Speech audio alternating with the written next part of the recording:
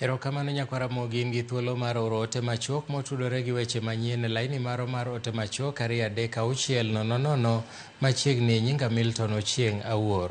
E kaunti ma Nakuru e gweng' ma Soisambu en ni ji 6 owito ngimagi e masira makoch mar apaya.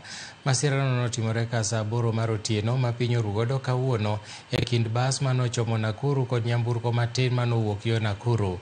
Komanda mar obila mar apaya ma Gilgil Wilson Mwakio owacho ni gachego norado rigiri e seche ma nyamburko matin no maji giwegi ne temo kalo nyamburko machielo e sama norado rigiri gi basno manokelo tho maji 6 ma bende nowito ngimagi kanyo kanyo.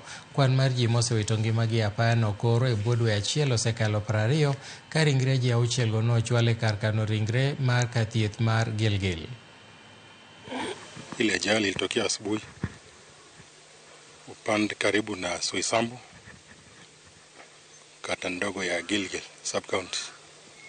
Ilikuwa inahusisha bus kampuni ya Promise na gari ndogo aina ya Nissan Windroad. Nissan Windroad ilikuwa inatoka upande ya Nakuru ikielekea Nairobi, while the bus ilikuwa inateremka kuelekea Nakuru. Unfortunately, occupants wa gari ndogo ya Nissan Windroad, they were fatally injured. Wote walifariki na roho zao Mungu azilaze mahali pema peponi.